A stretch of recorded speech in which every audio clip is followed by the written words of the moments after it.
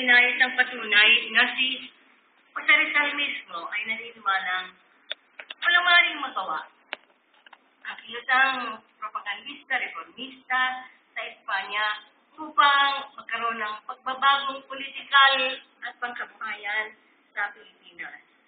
Kung kaya ang La Liga Pilipina mismo ay namatay na hindi halos nag-ihalo at walang nakiramay. Isa sa mga kasama sa pagtatatag ng La Liga Pilipina ay si Andres Bonifacio. Pagkamat kasapi na sila ng isang lihim na organisasyon, kasama dito si Diodato Arellano, Ladislao Diwa, Valentin Diaz, Jose Dizon, at Teodoro Plata. Ito ay ang kataas-taasang kagalang-galang na katipunan ng mga anak ng bayan. Ang objektibo ng katunan ay hindi katulad ng objektibo ng La Liga. Ang pagkaisahin ng bayan at ipaglaban ang kalayaan ng Pilipinas sa Espanya sa pamamagitan ng himagsikan.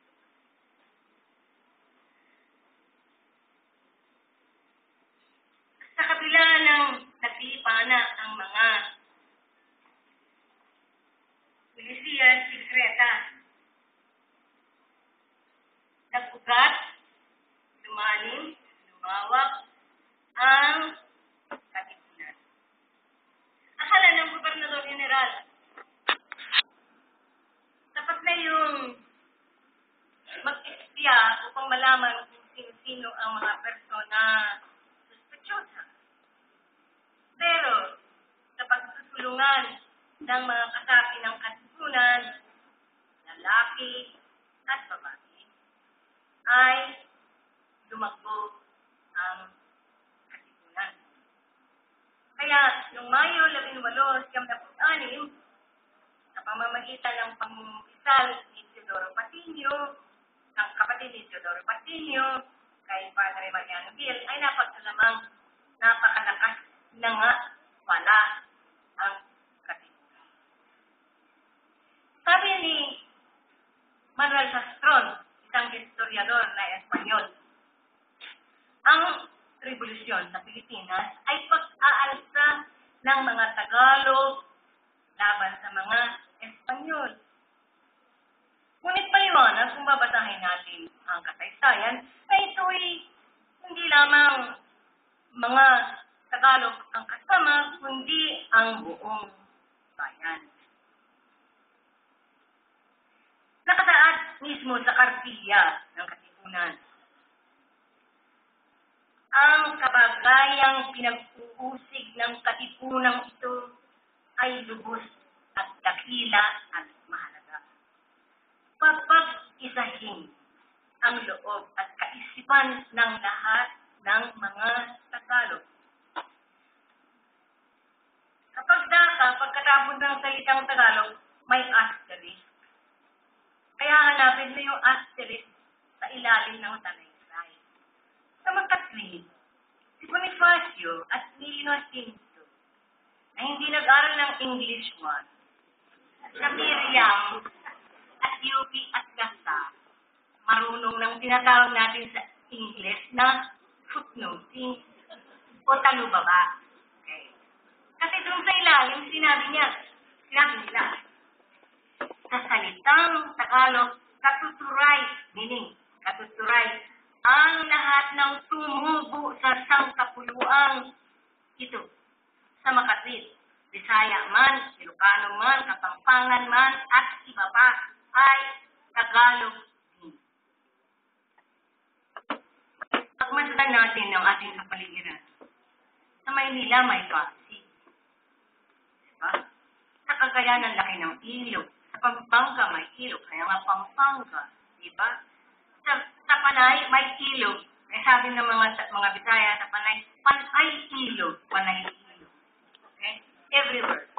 Kahit sa Mindanao. Okay? Upang sa pagkakaisang ito'y magkalakas na iwasan ang masinsing tabing na nakabubulag at kaisipan at matuklasan ang tunay na landas ng katwiran at kaliwanagan. Alam niyo yung panayam ni Dr. Salazar, kulang talaga oras eh.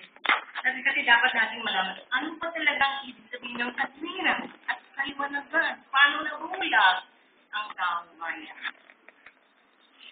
Ang salitang Tagalog sa makasip ay lahat ng ipinanganak sa Pilipinas. Lumaki sa Pilipinas. Tumupo. Okay. Sa hindi nalimbag na memoir ng kalihim ni Emilio Aguinaldo, paghihimagsik ng 1866, 1867. Ito ang sabi niya. Ito ang dapat unawain ng mga bumabasa sa tawag naming Tagalog na makikita sa bawat dahon halos ng kasaysayan ito, ay di ang ibig namin sabihin ang paris ng palagay ng iba, na iniyoko lamang sa mga tubong Maynila, Cavite at Bulacan, kundi ang ibig namin tukuyin ay Pilipinas. Sapagkat sa palagay namin, ay ganito ang talagang nararapat ikapit sa tanang anak ng Kapilipinuhan.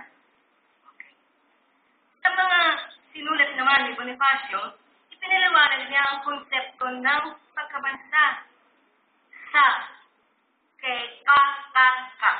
katungkulang gagawin ng mga anak ng bayan at sa pag-ibig sa ang bayan sa hibis ng Pilipinas sa inang Espanya at ang dapat mabatid ng mga Tagalog, 4 na obra.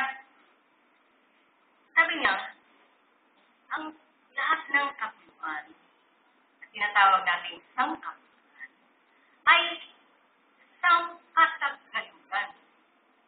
Kaya, nang magpalabas yan ng isang palibot sulat sa Cavite noong 1866, sabi niya ganito, mabuhay ang haring bayang katagalugan. Okay? Sa English, long live the sovereign nation, katagalugan. Okay?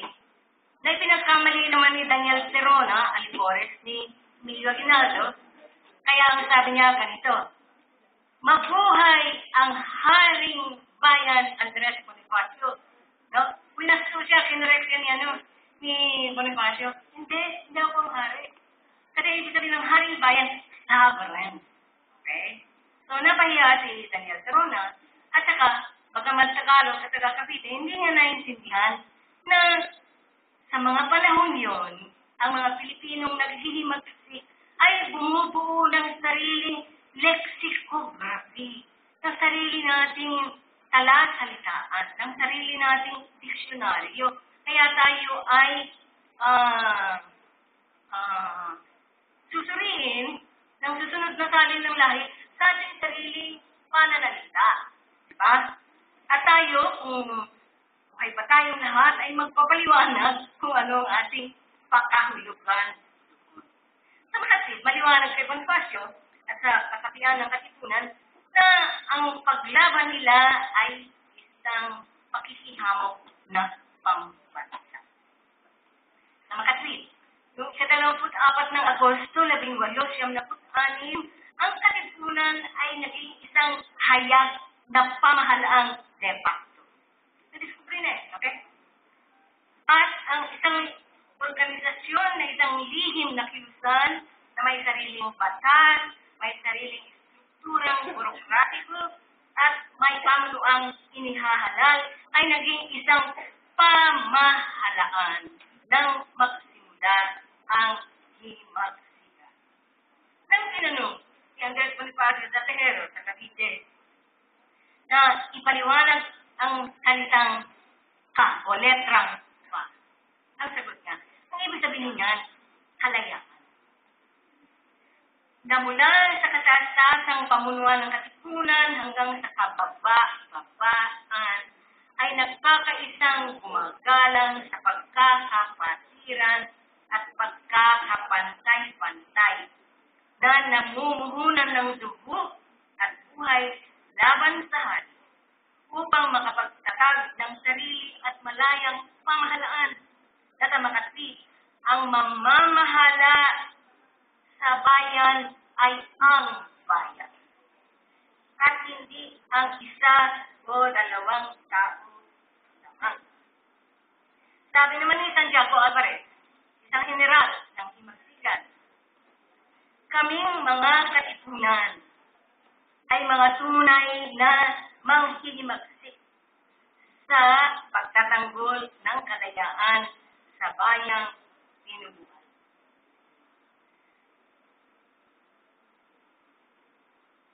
Sa isang nakumpiska na selyo, seal, na may limbag sa isang Espanyol na magazine, La Ilustración Española Americana, noong 30 ng Marso 1897. Yung seal na yon, nakalagay, Republika ng Katagalugan. So, nagpalabas na sila ng mga seals, no? Distributed widely. Sabi ni John Taylor, historiador na kano ng American Expeditionary Forces to the Philippines. Pinag-aralan niya yung mga dokumento. Ang mga dokumento pinag-uutapan natin. Alam niyo, nung dumating yung mga Amerikano sa Pilipinas, may isang section ng American Expeditionary Forces na parang vacuum cleaner. Lahat ng dokumento, kinuha. No? Ang dami niyan, parang 6 na toneladang dokumento. Inilagay nila sa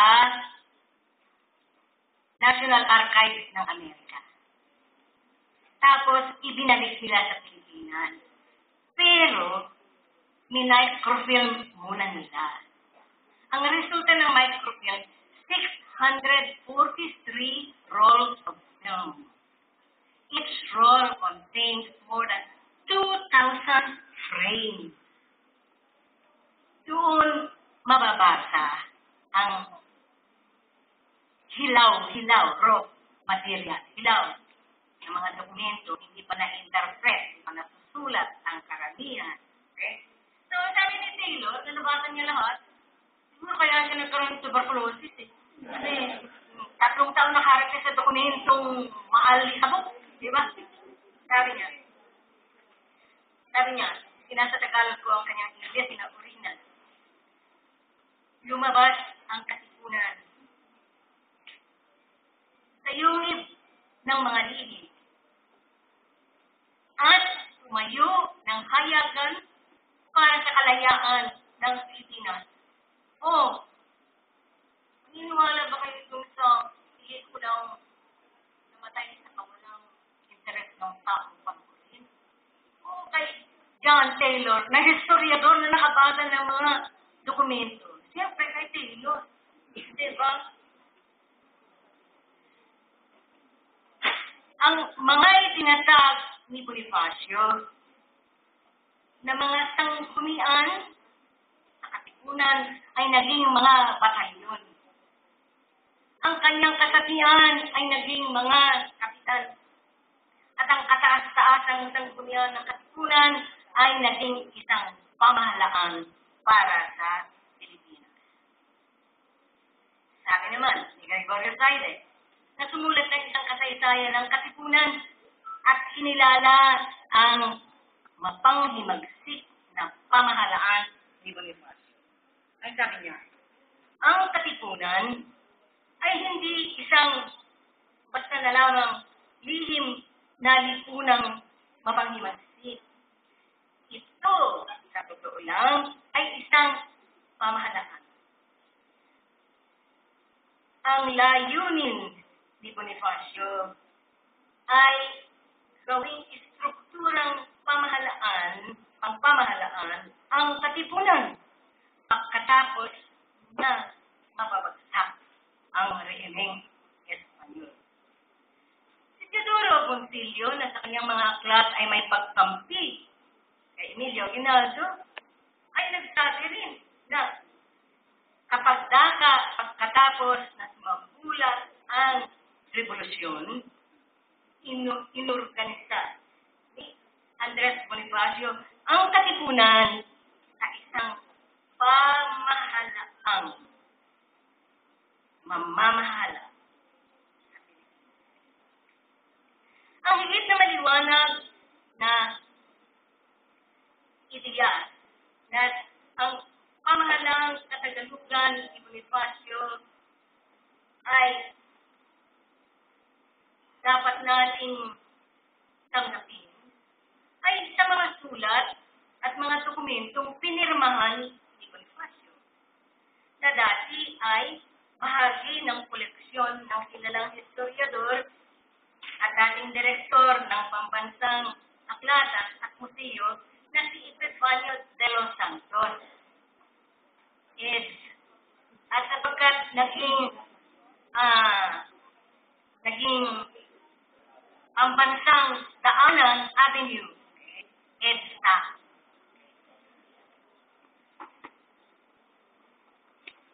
Come down there, girl. Come down. Tatlong sulat. At isang papel na paghirang na pinirmahan ni Andres Bonifacio ang nagsasabi na siya nga ang unang ako. Okay? Sapagkat ang letterhead niya, Pangulo ng Kataas-Taasang Kapulunan. Ano ba ibig sabihin nun? Mga militero. Pangulo ng Kataas-Taasang Kapulunan. President of the Supreme Council. May firma siya. Sa ilalim ng firma niya, in italics. Ang kataas-taasang Pangulo. Okay. English. The Supreme President. Ay letterhead siya. Pangulo ng Haring Bayang Katagalugan. Ibig sabihin nun, sa English. Kasi may hindi makaintindi kung hindi mo isasalin sa English eh. No? President of the Sovereign Nation of Katagalugan. Nagtayo. Okay? Nagtayo ng katipunan. Unang naggalaw ng panghimagsik. Kaya nga rin sabihin yan. Establish the katipunan. Kasi nyo, mas sosi yung establish. Sa akin, mas maganda yung nagtayo. Alam niyo kamay niya, nagtayo. Diba? Unang naggalaw ng himagsikan.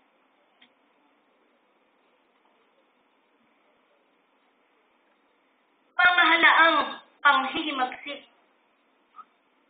Revolutionary government.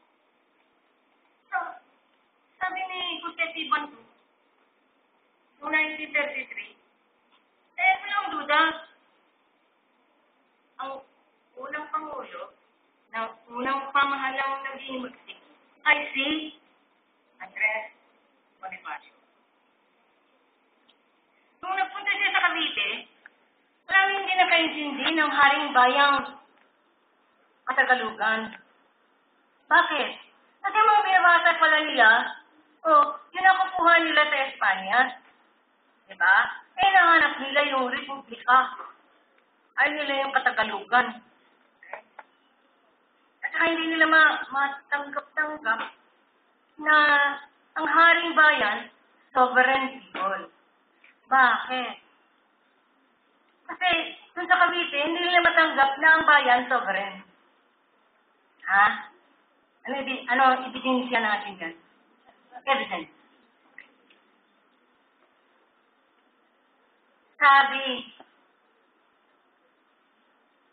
Sabi ng mga kapanalig ni Miguel Aguinaldo, hindi pa natin nakikita yung buktut na plano laban kay Andres Bonifacio.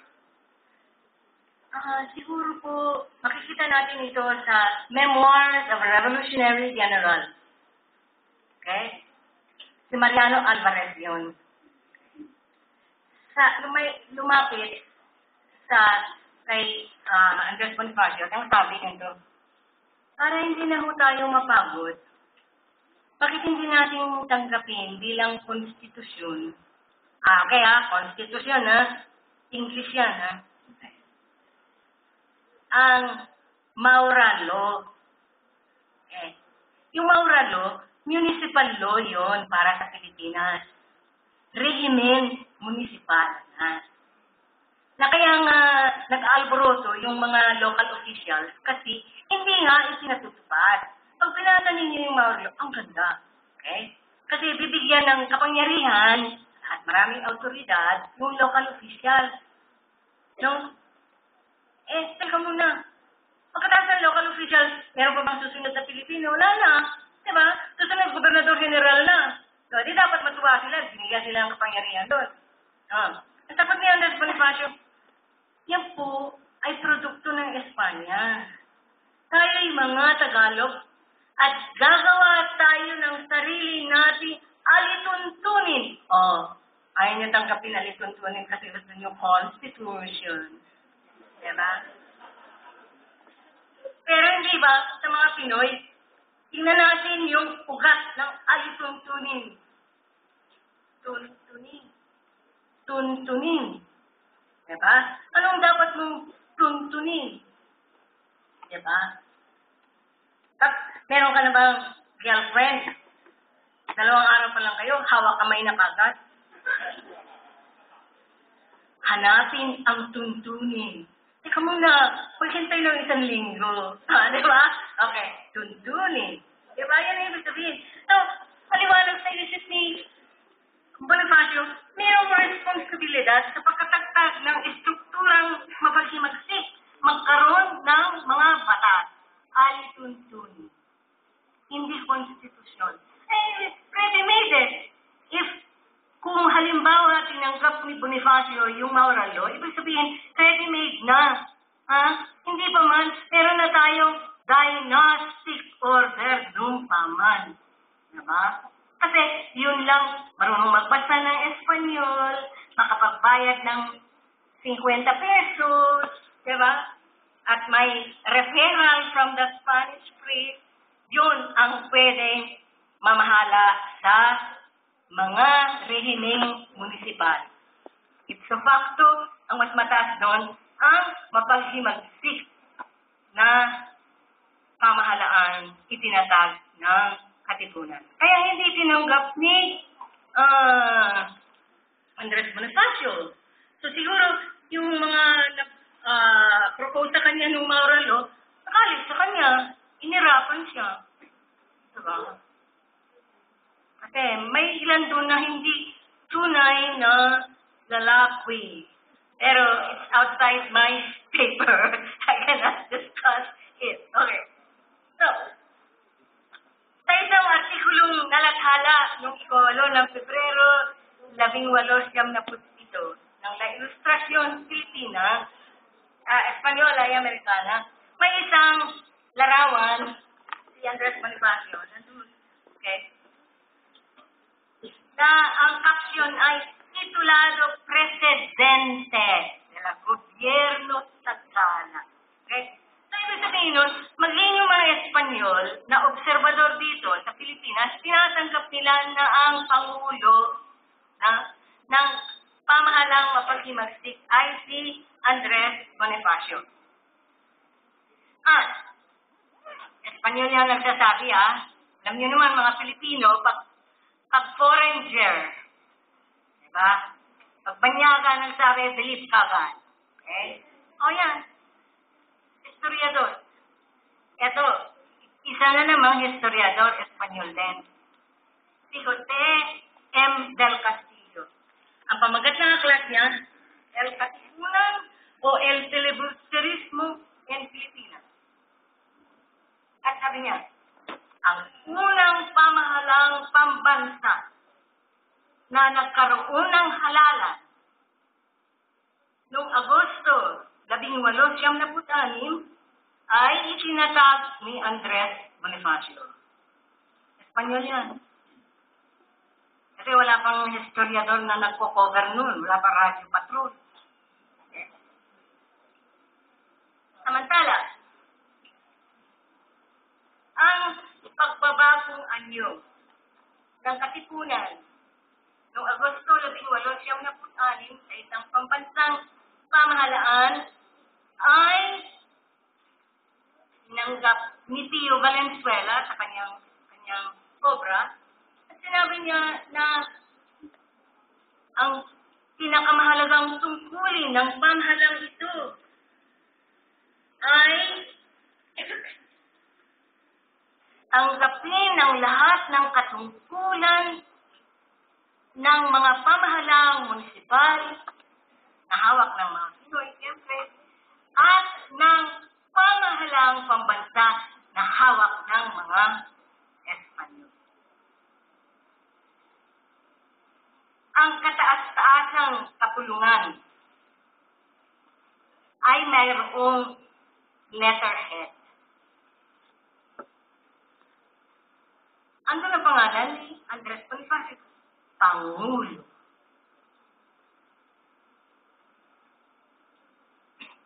Kaya nang si Mariano Noriel ay nakatanggap ng sulat mula kay Andres Bonifacio, ang sabi niya, tumanggap ako ng kalatas mula sa presidente. Halip na gamitin Pangulo, nasanay tayo mula sa presidente.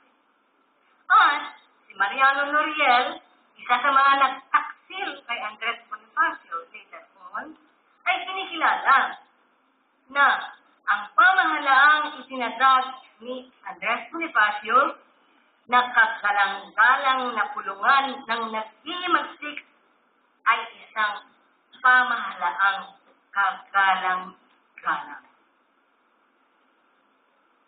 Bakit hindi matanggap ng ilang mga manunulat at historiador ang bagay? At patuloy na isinusulong ang isang kasinungalingang sa malaut at madali ay mabubuwag din lamang.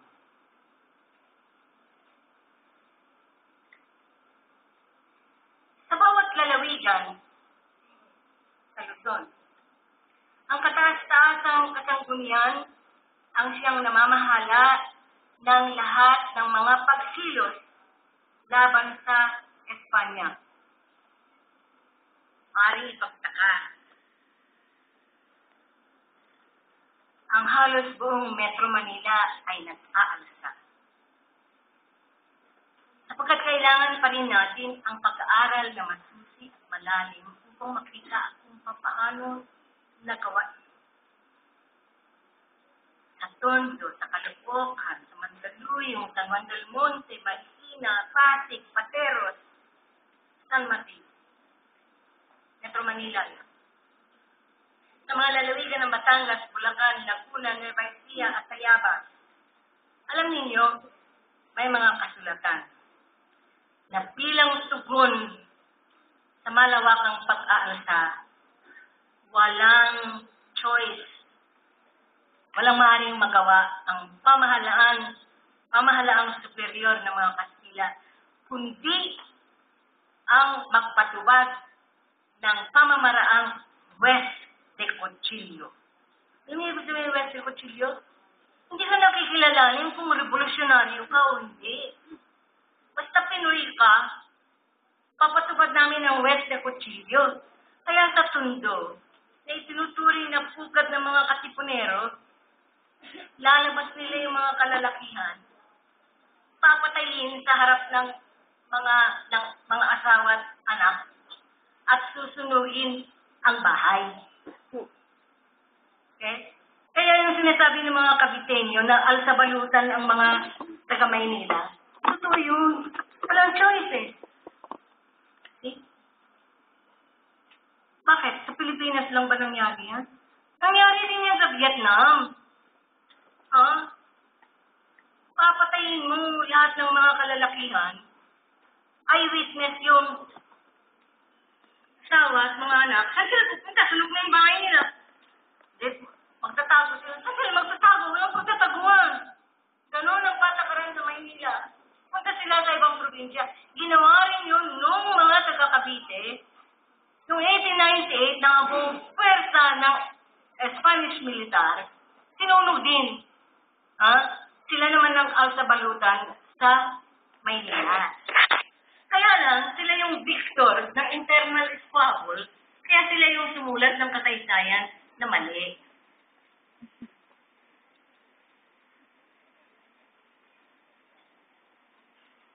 Yan din ang patakarang sinunod ng mga Amerikano. Naalala niyo? Kasama? Buong sama. Lumaban sa mga Amerikano. Non-stop. 1898 to 1913. Non-stop. Titigil lang sila pag pagod na sila. Kung kapoy naghiyod. The American Expeditionary Forces ay gumamit ng mountain climber. At yung palapag mesa sa summer, ang taas-taas nun, di mo makyat.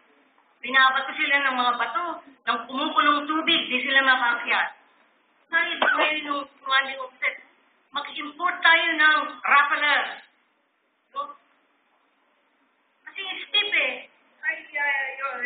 Okay, I have a friend here, student who knows what I'm talking about. Ganyan kataas yung bundok. Hindi ganyan ang bundok, ganyan. See? Kailangan mo rappler.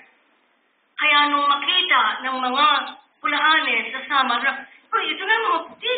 Ato sila nakaakyat. Marong mountain climbing. Parang yung simbolo ng kanilang pagkatalo kasi ano na sila sa taas. Okay?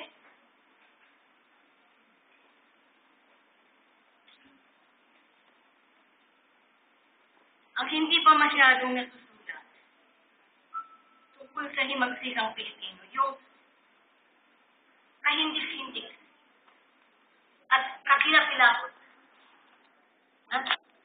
na pagbalik ng mga Espanyol sa unang mga buwan ng himagsikang Pilipino.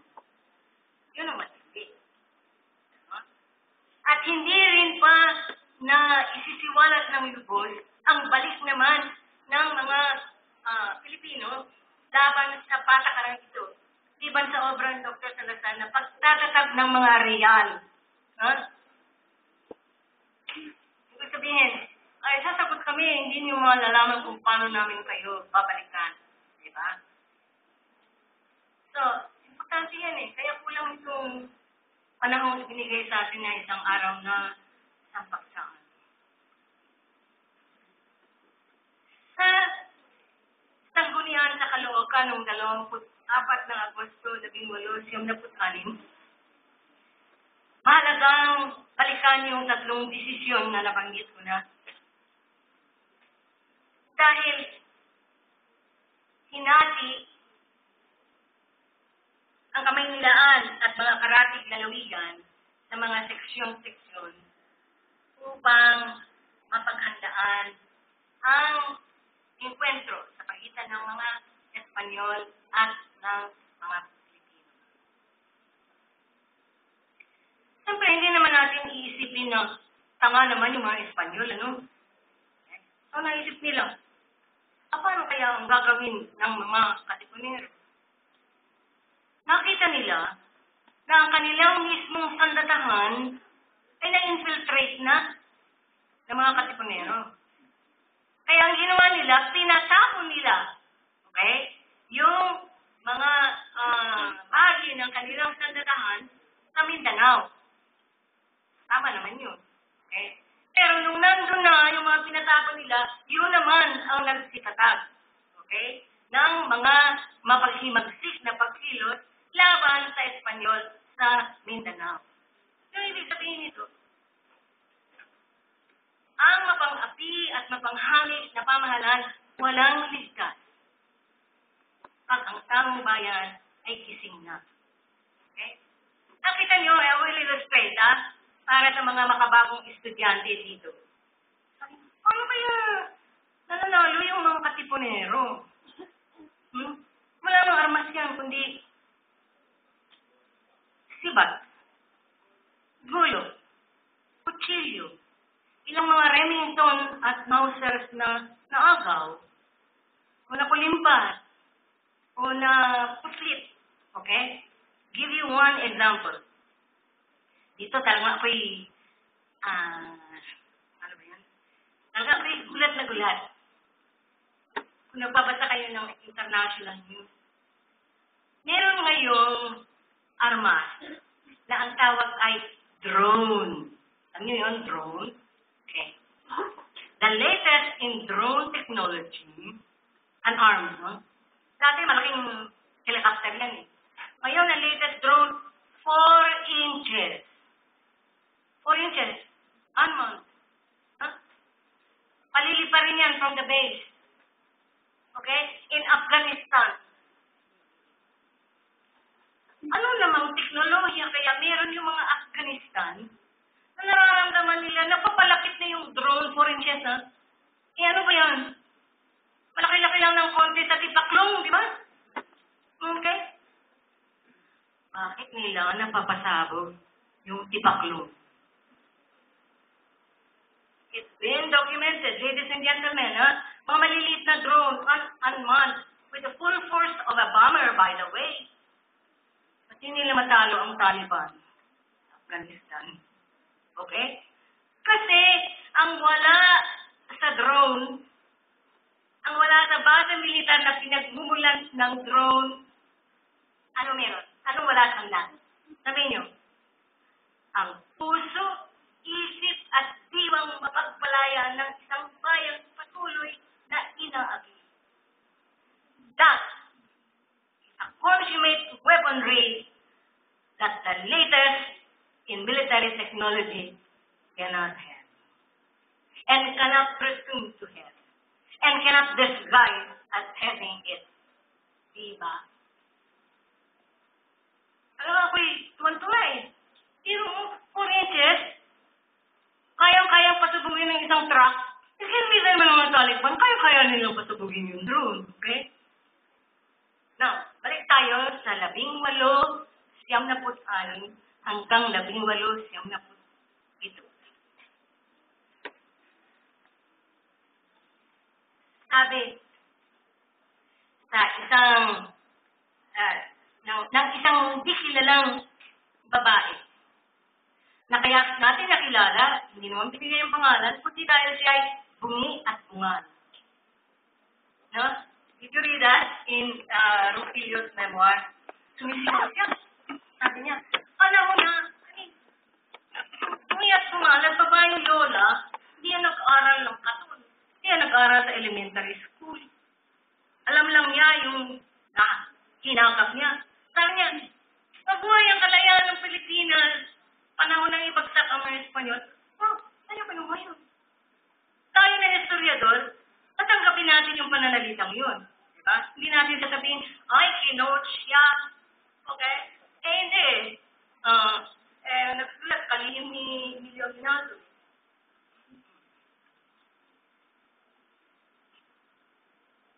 Sabi ng manunulat na si Federico de Monteverde, sinuri niyang mabuti ang organisasyong militar ni Andres Bonifacio.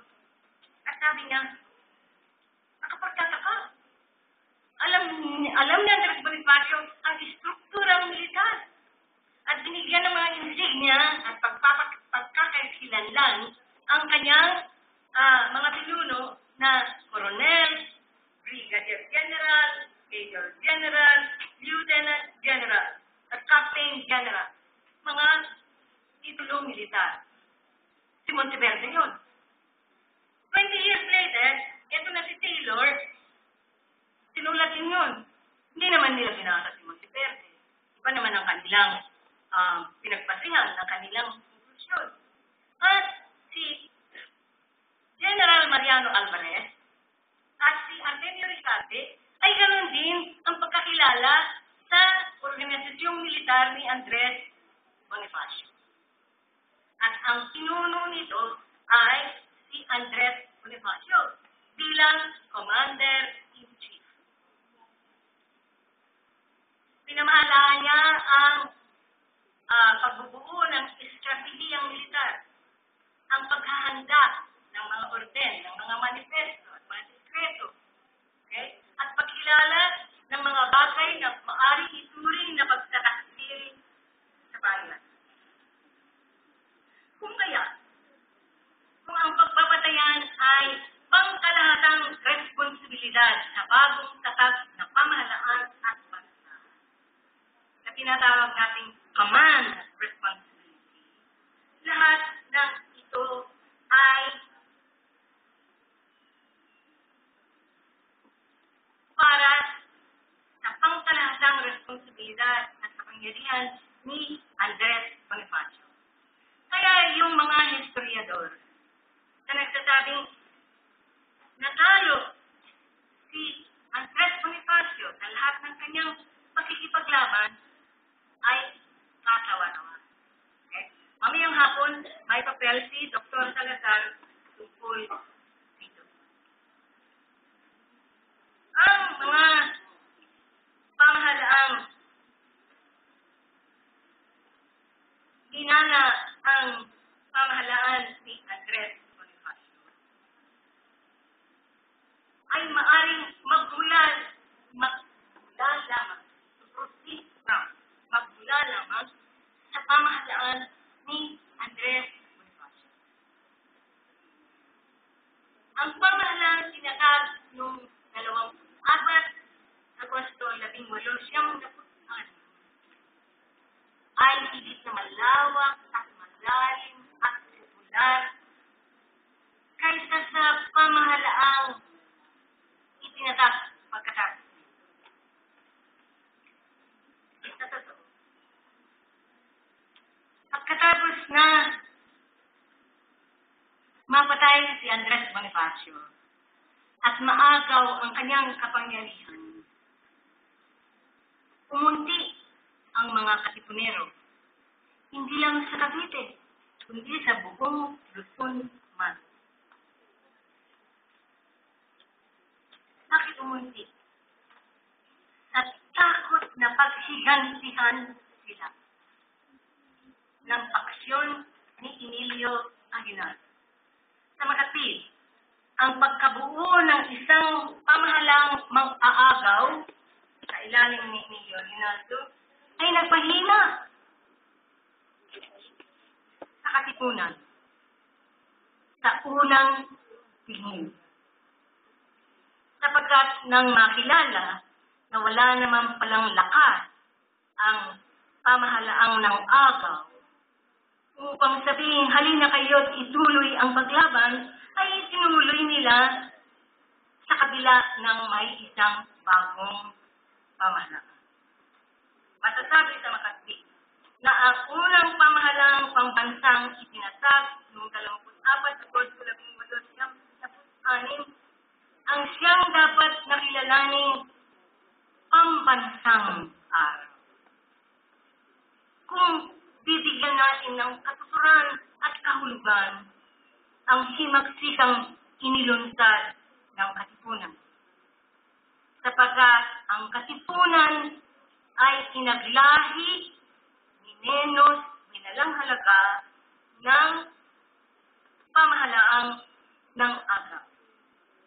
Sa Makati, dapat kilalanin ng lahat ng mga Pilipino na hindi lang tagapagtatag ng katipunan si Andres Bonifacio, hindi lang tagapaglungsad ng revolusyon o himagsikan ng 18 kundi unang Pangulo ng Bayan. Ama ng Bayan,